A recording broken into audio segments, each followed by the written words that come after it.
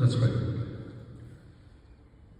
Lord Jesus, you increase, let us decrease. Thank you for this time. Speak to me, speak through me, to your people, and let your word not leave without unaccomplishing its course. Ask you, Lord, that you be in complete control of our minds, our hearts, our thoughts, our words. And I pray, Lord Jesus, that we will ascribe to you the worthiness to worship you in spirit and in truth. In the most matchless name of our Lord, Savior, and King Jesus, we plead. Amen. The topic for today's message is Jesus the Healer. And I struggled a little bit as I was going through the text preparing for this sermon. It seems so simple and very straightforward. But what I want you to recognize is by the end of the service, don't miss out on how evidentially substantial this is and how extremely significant this text is. We're reading from Mark chapter 1, verse 28 to 24. And I have to correct myself in terms of the topic itself, that Jesus is not just the healer, he is the compassionate, the caring, and the transcendent healer. If you turn your Bibles with me to Mark chapter 1, verse 24 to 28, 28 to 34. And if your neighbor doesn't have a Bible, share, please. As you turn there, I'm going to read something from the Annals of Family Medicine, volume 3, number 3. Dr. Agnew has an article entitled, "The Meaning of Healing, Transcending Suffering." And in that article he writes, as this is published in this journal, medicine is traditionally considered a healing profession, but it has neither an operational definition of healing nor an explanation of its mechanisms beyond the physiological processes related to curing. In the results of his study, he finds out, and this is what he writes, healing was associated with the themes of wholeness, narrative, and spirituality. Healing is an intensely personal, subjective experience involving a reconciliation of the meaning an individual ascribes to distressing events with his or her perception of wholeness as a person. The confusion concerning healing in medicine is evidenced by the lack of consensus about its meaning. If you were to ask somebody, what does healing mean? You're going to get a lot of different responses. And that's exactly what this research article is actually publishing. And it says, yet medicine promotes no operational definition of healing, nor does it provide any explanation of its mechanism, save those describing narrow physiological processes associated with curing diseases. Most medical literature address holistic healing and using the word in their title, but they never define the term. That medicine has no accepted definition of holistic healing is a curiosity.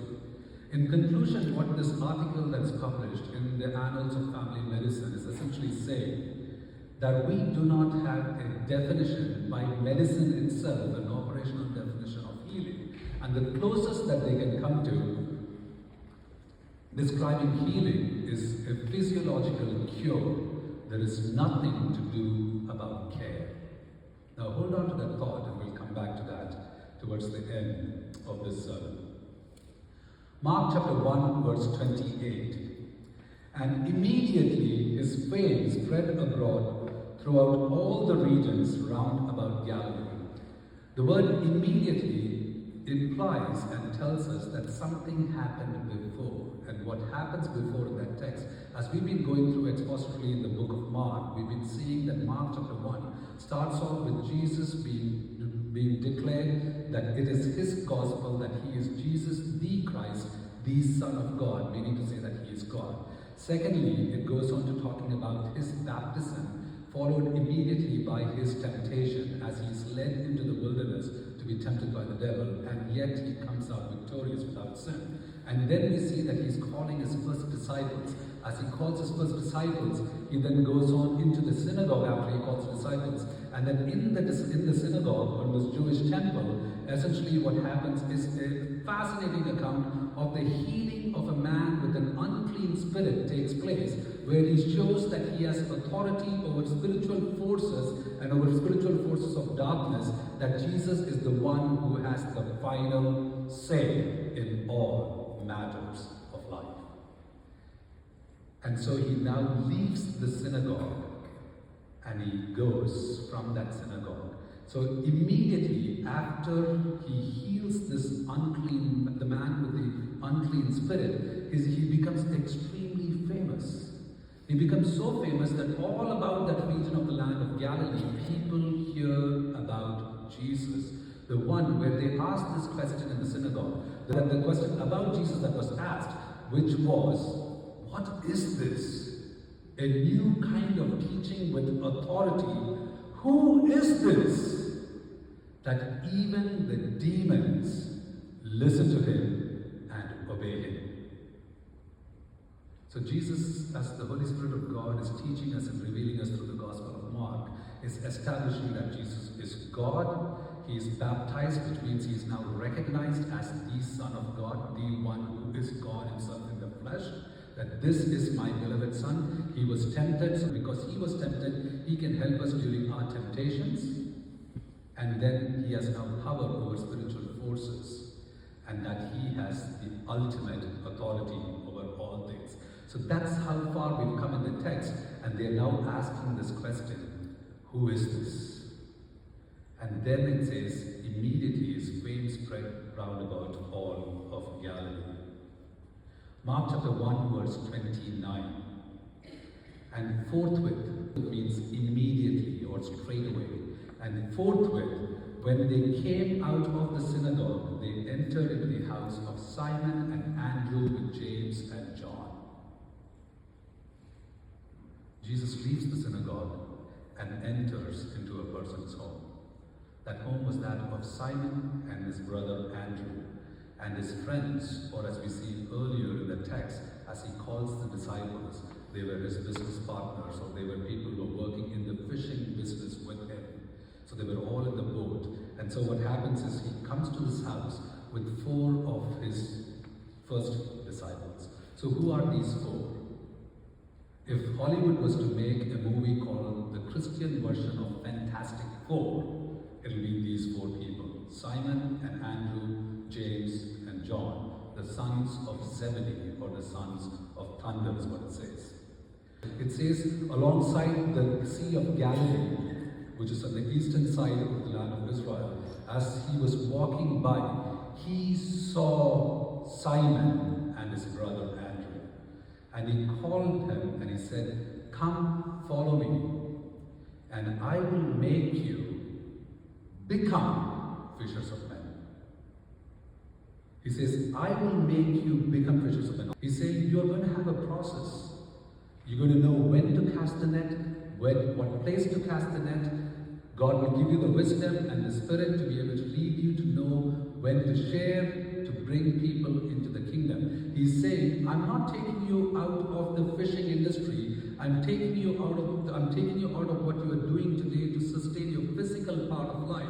But I'm going to now take you to this place, and I'm going to make sure that those that need to, the catch that needs to be in the kingdom is a different kind of a catch, and these are going to be the souls of men and women. God may be speaking to you today and saying, you have been acquainted with gifts and talents and skills in your profession, whether it is in medicine to be a nurse, or whether it's in the technology profession to be a leader or a manager or a software developer or something. God is giving you certain skills, and He's saying, in those skills, I will use you just as you are in the mission field where I'm going to make you to be fishers of men. But what is most intriguing about that is immediately Simon and his brother Andrew leave their nets and they follow him. And it says, as he went a little bit further, he saw James and John, and they were in their boats. Now, Simon and Andrew were actually casting a net, is what it says. They were trying to catch something for provision.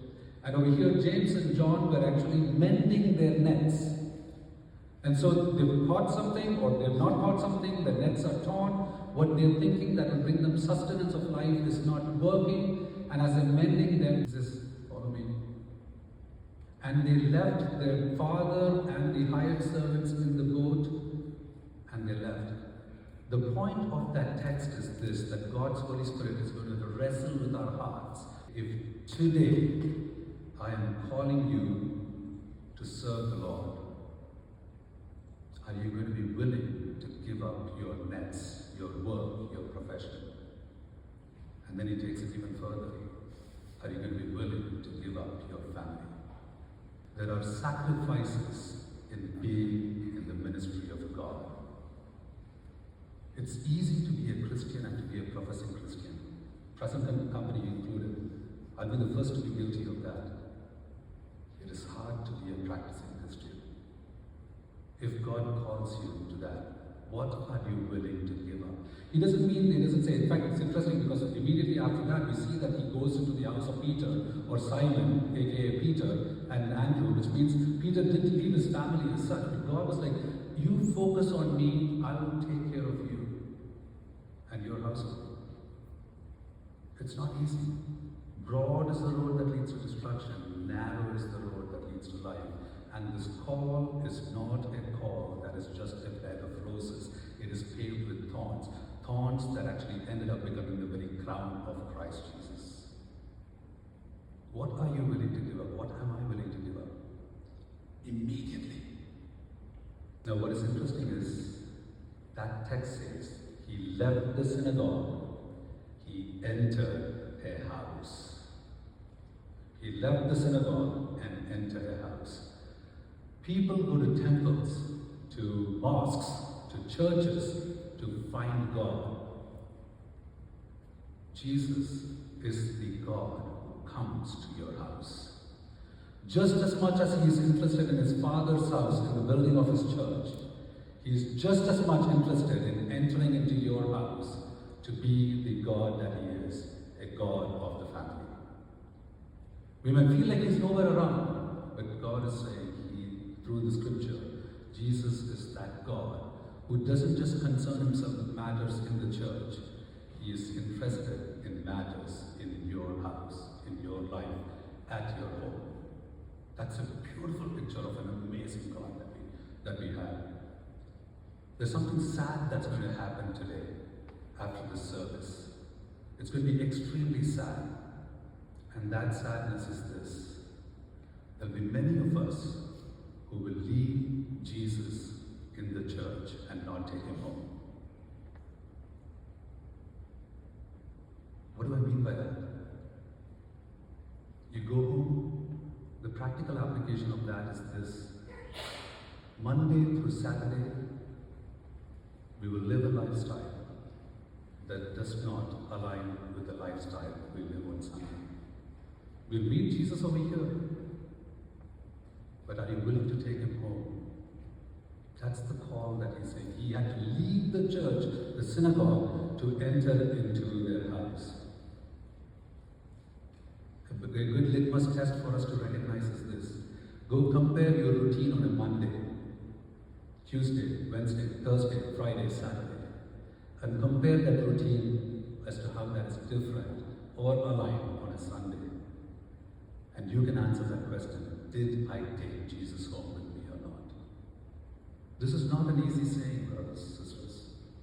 This is hard. The calling is hard. The ministry work is hard. To serve in your workplaces, in your studies, in your professions. The example that he wants us to live. At home, to be the loving father, to be the loving husband, to be the loving wife, to be the loving daughter, the son, or the grandchild. It is hard. But don't leave Jesus at the church. Take him home with you. Mark chapter 1 verse 30 to 31. But Simon's mother-in-law, or wife's mother, lay sick of a fever, and immediately they tell him of her. And he came and took her by the hand and lifted her up, and immediately the fever left her, and she ministered unto them. I think Mark's favorite word is immediately. If you go read that text in the whole Gospel, 16 chapters, shortest of the Gospels, jam-packed with action. He keeps using the word immediately, immediately, immediately, immediately. He left this, he went there. Immediately, he went to Simon's mother-in-law. So we hear what's happening in terms of observation of this text is simple, that people come and tell Jesus, Simon's mother is sick, which meaning to say, they were actually implying to say, well, somebody should have tended to you now that you've come here after the Sabbath. Now on the day that he was in the synagogue was the day of the Sabbath, is what the Bible records, which means the healing of the unclean spirit was done on Sabbath. Keep a note on that point. I'll get back to that in a couple of minutes here. So he goes, they tell him, she's probably not going to be able to tend to you. Jesus doesn't ask, what is she suffering with? None of that stuff. He goes straight to her. He takes her by her hand, lifts her up, and the fever leaves her immediately. And then it says that she ministered unto them. Here we see the very power of Jesus, not just over demonic strongholds, but it is over disease itself. And by the time we end the book of Mark, you will recognize that Jesus will have the power over death itself. An amazing picture of a God who is indescribable. And that's the God that we call our God. So he lifts her up, he held her by her hand, is what it says. I also want us to recognize something. It says that she was suffering from a fever. Today, if I'm suffering from a fever, I actually don't even sometimes pray about it. I go pop an aspirin or a Tylenol. I don't know about you, but me, that's what I do. I think what is natural in the physical sense to do what I think will cure me. But here in this situation, Jesus is like, I have power over disease, but I don't just have power over the strongest of diseases, over the mundane, common things of life, a fever. The common things of life, Jesus is dealing with people. And in the common, mundane things of your life, call on Him, and He will be there to give you that healing touch that you so desire and seek. When disease encounters the healer, it cannot stay. Period. Mark chapter 1, verse 32 to 34. And at even or evening, when the sun did set, they brought unto him all that were diseased, and them that were possessed with devils. And all the city were gathered together at the door. And he healed many that were sick of divers diseases, and cast out many devils, and suffered not the devils to speak, because they knew him. It was evening, and they brought many. The Bible is amazing in these small details. Why does the Bible even describe at this point that it was evening, and so they brought many to him? Because it was the day of the Sabbath, and according to the law of the Sabbath, one cannot work on Sabbath day. This was the Jewish religious do's and don'ts. You cannot do this. What the Jews had forgotten to recognize was a simple fact that the law was given for man, not man for the Sabbath. And so what Jesus is demonstrating over here is, yes, there is a law, but you have misunderstood the law and you made it into your own religious do's and don'ts. So the people are actually keeping the law. They're bringing the people after evening. They can't bring them during the daytime because it is the day of the Sabbath. So in the evening, they bring these people. My first question to you is, when was the last time you told someone about Jesus? When was the last time you brought someone to Jesus? What is that count that we have? It's easy for us to go back to our workplaces, to our schools, to all of the places we do either work or study, and just be a Christian. But are you really being a Christ follower? Our heart should ache for the people who are out in darkness. The time is short. The call is heavy. The workers are few. The harvest is plenty. And there are people seeking after God. For whether it is restoration and relationships or restoration of healing or whatever it is. When was the last time you told someone about Jesus and brought people to Jesus? Our church should be filled with people that do not know Jesus. That's the vision we should have for our church. So that they can come to meet Jesus, the compassionate, the caring, the ultimate, transcendent healer of all. And so they bring these people and they brought them after the Sabbath day was over. In other words, what that Bible is teaching us at that point is that in our understanding, with our limited faculties of wisdom and knowledge, we would actually be there, and some of us may be there to even point a finger at Jesus and say, Jesus, you are a lawbreaker. You broke the law. Your behavior is not consistent with somebody who should be a savior of the world or somebody who is a Christian. I want us to recognize something. This person that we worship, Jesus, is about relationships. It's not about religious do's and don'ts. We have made it to be that. Thou shalt not, thou shalt. Are they good? Absolutely. You need to have boundaries. Freedom is best expressed when there is boundaries. When a fish says that I want to go outside of the boundaries of freedom and I'm going to fly and not be confined to the water body, it will die. God gives us his boundaries, and Romans chapter 7 says, this law is perfect, it is just, and it is good for us. It's like the speed limits that keep us from going beyond the speed limit so that we don't endanger ourselves, nor do we endanger others if we drive rashly and break the law. The law is not to restrict us, it is to keep us safe.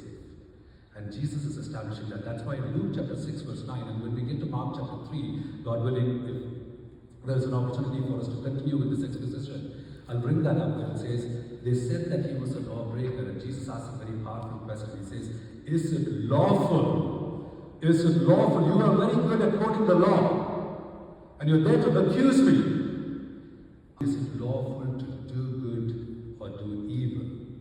Is it lawful for somebody to save lives or to kill? And here in the healing of the man with the demon possession, and in the healing of the mother-in-law of Simon, was he breaking the law? In love, he fulfilled the law. To say that love transcends the law. That's why we have to have that heart of forgiveness, to go beyond what we can see, to recognize that it's not just curing, but it is caring that Jesus wants us to model. We can come to Christ with all of our physical needs, but he's interested in helping you out with that. But he so much more desires what is inside and his soul, and he wants the complete restoration of that. It was evening. Martin Luther said this: when a child is sick or suffers from some trouble, it is sicker to the parents than to the child. Its trouble strikes the parents harder than the child, because the child is not its own, but belongs to the parents. When the man with the evil spirit, or Simon's mother-in-law, was sick, and it was Sabbath day, Jesus, like a loving father, recognized that these children needed to be saved and they were sick. And so he does what he has to do, and that is to save lives and cure them with a caring and a compassionate heart. All of the people, and then the verse actually goes on to say, as we keep reading this, all the people, all of the city, they brought people with diverse diseases and those that were possessed with demons to Jesus. And the city, the whole city, was at the door. If I was to ask you that question, what a beautiful picture it would be if you and me, in our neighborhoods, in our workplaces, are constantly preaching and teaching and sharing the gospel and bringing people to Christ. So much so that at the end of a service, there are people flocking and waiting outside because they can't get in because there was no room inside the house of God. That's the vision and this fire that we should have in us. People went and brought people to Jesus. That's the call for us. Go and bring, so that all of the city are at the door, and Jesus said, I am the door of the sheep, and if anyone walks through me, they enter into the very presence of God. I said this sermon or this message, this text is a very simple and a very straightforward message, but it's extremely significant. And the significance comes with this last part of the sermon. The bad news and the good news. The bad news is that there is a kind of sickness that plagues man, and everyone suffers from it. Everyone, no one excluded. And this sickness is far deadlier than any physical ailment. James chapter 5 verse 16 says, confess your faults or your sins one to another, and pray one for another, that you may be healed. That verse is taking the word sin, and it brings the word healing into picture. The sickness that we are suffering from is the sickness of sin itself. It is far more corrosive, like a pathogen, a virus, a cancer, that brings death. Because we read that the wages of sin is death. The bad news is this: everyone suffers from this sickness. Romans chapter 3 verse 23, for all have sinned and fallen short of the glory of God, meaning to say everyone is sick and we need a healing. And Romans chapter 6 verse 23, it establishes for us the wages of sin is death, but the gift of God is eternal life through Jesus Christ our Lord. There is not one who is righteous, not one. In fact, what happens is when sin takes its fullest measure, as we read in James chapter 1 verse 15, it brings forth death. There will be the cycle of lust, the desire for yourself, the desire for more, the desire to covet, the desire to have things for yourself, whether it is in the areas of positions, whether it is in the areas of power, whether it is in the areas of possessions, whatever it is. We want more. And that lust will lead to sin, and that sin will lead to death. James 1:15. And there is not one that escapes that. In fact, Romans chapter 3 verse 10 to 12 is very clear, and it says, as it is written, none is righteous, no, not one. No one understands, no one seeks for God. All have turned aside. Together they become worthless. No one does good, not even one. The most pious of a saint, a sadhu as we would call it in India, is still a sinner. But that's the bad news, and the really bad news, that what we deserve for that sickness is death. The good news is that God does not want any of us to be sick. In fact, it says when His kingdom gets established, in Revelation chapter 21, we read verse 3 and 4, and I heard a great voice out of heaven saying, behold, the tabernacle of God is with men, and He will dwell with them.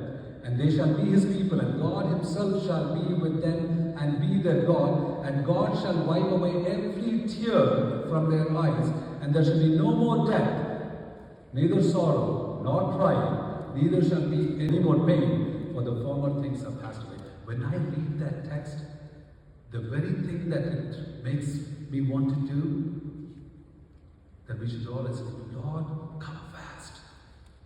Come, Maranatha, come, Lord Jesus. Cry out to Him for His kingdom to come. But He's given us this time on earth to be able to restore people into that kingdom of His, so that no one is left behind. No one is left in the state that they are in, which is in the state of sin that will lead to death. Romans 6:23 establishes that Jesus is that healer. Wages of sin is death, but the healer, the gift of God, is Jesus Christ. For the very first time, when the word of healing that is used with the name of the Lord, the first time it is used where it said, this is the Lord my healer, or the Lord our healer, the Lord is healer, is Jehovah Rapha or Yahweh Rapha, which we read in the book of Exodus chapter 15 verse 25-26, where actually it says, the Lord is saying unto them, if you follow me and you keep my words, if you hearken unto me, if you do what I'm asking you to do, and you obey, and you follow them diligently, then I will bring none of the diseases that I put on the Egyptians upon you. For my name is Yahweh Rapha. For my name is Jehovah the healer. Rapha over there means to restore, to rebuild, to be able to repair that which is broken. And the context is this, when God makes that declaration. The Israelites have just come out of an amazing miracle where the Red Sea has parted. There is water everywhere, but God makes way that the waters part so that they can move towards the promised land. And they come out of the crossing of the Red Sea and they come to a wilderness. The wilderness is a wilderness called Shur. And so they come to this wilderness, and in that wilderness they travel for 3 days. And it says in the Bible in Exodus chapter 15 that they found no water. They just came out of a water body that was full of water to a place that is parched and dry, but there is absolutely no water. And for 3 days they're traveling to find no water. And what do? They do exactly what I do or what you do. They grumble. Where is that miracle that took place where they saw the very awesome power of God? And in our lives, we may see God move mountains and do these fascinating, amazing miracles in our life. And we're like, oh my God, I can't even believe that you've been with me so far. And then when we come to the simple physical needs of our life, whether it's just the things to be able to meet the provisionary aspects of being able to sustain life, we then question God and we grumble. So Moses, it says, he went and cried out to God. It's like he cried out to God, what do I do? And the Bible says that God showed him a tree. And he took the tree and he cast it into the water. So they come to a place called Mara. In fact, they come to this place where there's no water, and then they come to this place called Mara, which is actually a place where there is water. But when they drank of the water, it was bitter. They could not drink it. And so as they grumble, Moses is shown this tree, and Moses takes the tree and puts it into the water, and the water becomes sweet. And they drank and they were refreshed. Moses was shown a tree. We grumble when we look at the physical needs that needs to be met, not recognizing that Jesus can take the very bitterness of our life and make it the most palatable and sweet, sweeter than honey from the comb. The question is, are you going to trust Him or not? To be having that same authority over demons, over diseases in your life today. Physical healing, yes, needed. Spiritual healing, not an option. You have to be healed in order to be restored into the kingdom of God. But I wondered about Moses. What a weird thing to do. He showed him a tree and then he threw it into the water. Seems absurd. God may be sometimes making us do things or being able to trust Him with matters that He knows best. And we may be like, this doesn't actually even make sense. Are we willing to totally trust Him and obey Him when things do not make rational sense? I want you to be careful. You always go back and validate that with Scripture. So how do we validate this tree argument with Scripture? If you go back to Scripture, that tree was symbolic of the very cross of Jesus Christ. Galatians chapter 3 verse 13. Cursed is the one who hangs on a tree, talking about Jesus Christ who hung on the cross. It is the cross of Christ and nothing else that makes the bitterness of our life into the most sweetest thing that we can actually experience in life. Otherwise, life is going to be bitter, it's going to be horrible. It is the cross of Christ and nothing else.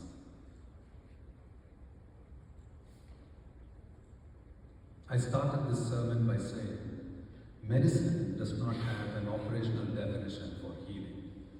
They can't come to an agreement on what healing is. The maximum they've been able to get to after years of medical research and study is to be able to come and publish these articles and say, we don't have a consensus on that very definition of healing. We can't go beyond just physiological cure. There is no element of care at all or compassion in this whole concept of medicine that we know of. I don't know what is the healing you see, whether it's for your own self, whether it's for a loved one that is suffering. It may be in the areas of health. It may be in the areas of your relationship, whether it is with family, whether it is with friends, whether it's at work, in areas of the things that are resources that you need. I do not know whether it's between father and son, father and daughter, mother and son, mother and daughter. I do not know what those relationship challenges are, or what is that healing you see. And medicine cannot give you that cure.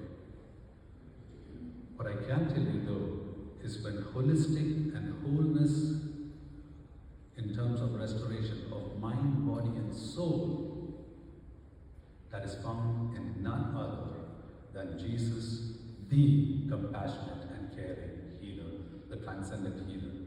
That article said that healing, I can come to the closest definition, is transcending suffering. And we all suffer. I cannot promise you a healing. Don't walk away from here saying that God will heal me of all things. If it is in His perfect permissive will, absolutely He will do it. But if it is not in His perfect permissive will, and He wants to leave the thorn in your flesh for us to keep us humble, so be it. Amen. Praise be to God.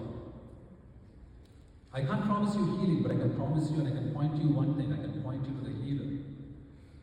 And that healer is Yahweh Rapha, or in other words, Yeshua Rapha. Jesus, the one who heals.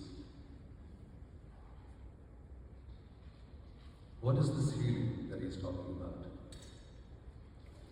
Turn with me to the book of Isaiah chapter 53. Reading from verse 2. All I can do is I can read the scripture and I pray that the Holy Spirit will speak to your hearts. For he, that is Jesus, grew up before him like a young plant, and like a root out of dry ground. He had no form or majesty that we should even look at him, and no beauty that we should desire him. He was a very comely person. He was just he seemed to be very ordinary. An extraordinary God veiled in ordinary flesh. He was despised and rejected by men, a man of sorrows and acquainted with grief. This is not actually the biodata or the biography that I would like to read about anybody. Leave aside the very King of Kings and the Lord of Lords, the one who created the universe. And this is what is said of him. And as one from whom men hid their faces. When do we hide something? When do we hide our faces from someone? When something is not looking good.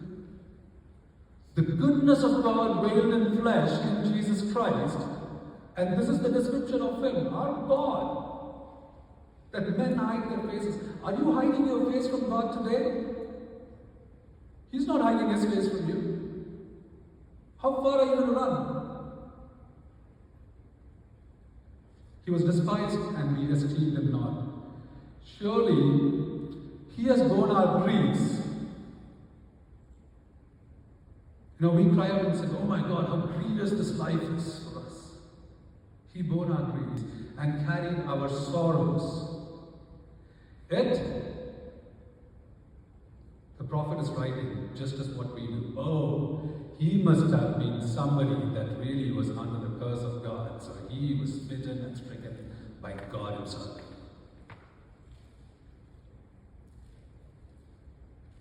But he was pierced for my sins, for our transgressions. He was crushed for my sins, our iniquities. The punishment or the chastisement, the discipline that should be upon us was on Jesus. And with his wounds, we are healed.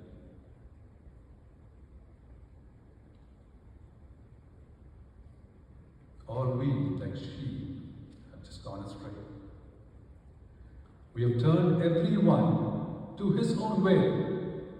That's my biography. Walking away from God to our own ways. And the Lord has laid on him the sins of us all. Jesus is healer who totally restores, rebuilds, repairs, restores.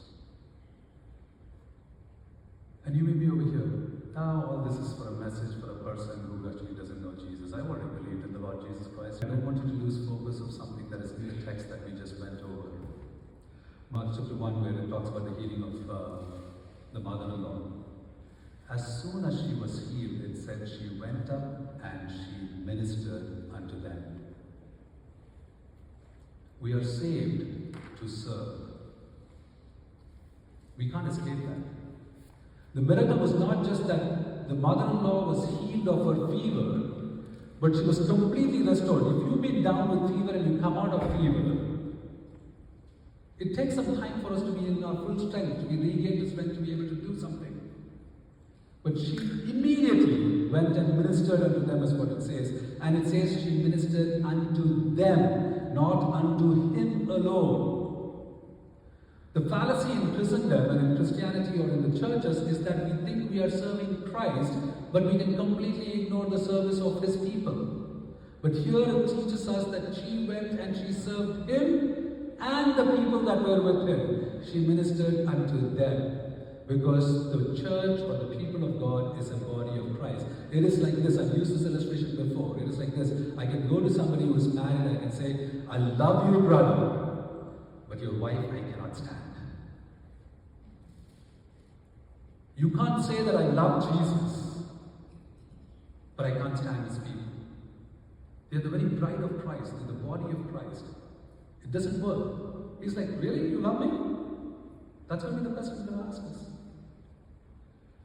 We are saved to serve. We are cured to be cared for so we can care for others. That is the beauty of this gospel that is given unto us.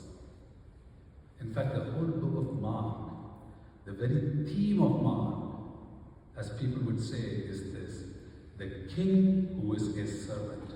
Mark chapter 10, verse 45. For the Son of Man, Jesus Christ, did not come to be served, but to serve. So in closing, God's speaking to each one of us. He's tugging the rope against our hearts. And he's asking you that question. What are you going to do? How are you going to respond? Are you going to be actually following me straight away? Are you going to trust in your nets, which is your profession? Are you going to be trusting in your family, Zebedee? Or are you going to leave that and come follow me and trust me, make the sacrifices that are needed, so that we can actually enter into people's homes, we can enter into people's lives? Jesus, the Bible says, Jesus held her by her hand and lifted her up. Psalm 40 says, and he has lifted me out of this mighty clay of sin, of this pit of sin. In fact, the Bible in the Hebrew says, it was a horrible pit. And he set my foot on a rock and put a new song in my mouth. And that new song is to declare the praises of Jesus Christ and to share with others who Jesus is. When is it going to be when you're going to bring another person to Christ to meet with Jesus into his family. We sang earlier, He's mighty to save. He's mighty to save. Everybody needs forgiveness. The kindness of a Savior. Everybody needs compassion. And Jesus is the compassionate, the caring, the loving, the transcendent healer of all. Medicine cannot prove it for us. Medicine cannot give us a definition. The definition and the healer is in the Bible, and that is the place that we go to seek the healing. So I want to ask you, I want you to think about what is the places in my life that I am bitter and I need the cross of Christ to come and make it sweet. What are the places in my life that I have to come into God to say, Lord, I want to serve you, to minister unto you and your people. What are those places? At the end of it, God sees our faithfulness. He doesn't see our accomplishments. I want you to recognize that. Time is short, very short. 70 years if we are lucky to live that long. So it's between now and that 70 years, as Psalm 90 says. In that time span, what are we going to do to respond to the healer who healed us from the sin-sick state that we were in by his wounds? The place we rightfully belong is actually the cross. And he took that for you and me. So go into a time of prayer in your hearts, introspect as they sing and they lead us to recognize that Jesus is the one who is mighty to save. Lord, we pray as we come to your presence. A simple text, very straightforward, and let us not lose its meaning. That you have the power over disease, and you have the power over death itself and sin. Thank you for the cross, the tree on which you hung, by which the curse of the law is lifted. So we don't succumb and fall into the fallacy of being a religious do's and don'ts people. But instead, Lord, teach us, mold us, mend us, repair us, rebuild us, and restore us. Break us so you can build us to be faithful in your service. And if there's anybody over here who's never put their trust in you, I pray today is the day that they will give their life to you, that they will believe in Jesus Christ, the healer above all, who healed us from sin itself and its penalty, which is death. Let them today say, Lord Jesus, I believe in you. There is no God like you, who finds me in my home, who doesn't just stay in the church, who comes after me, who takes care of the mundane, the common matters of my life. I pray for restoration in relationships. I pray for the healing that is needed, whether it's somebody who's suffering from a physical issue or so. If it is in your perfect, permissive will, Lord, I pray that your healing touch will be on them and that they will experience your touch. And most importantly, I pray, Lord Jesus, that at the end of this time, we will not leave this place, leaving you back at church, but we will take you home. Enter into our hearts, enter into our lives, and be with us. And let your whole healing and caring and compassionate hand hold us through the rest of the week.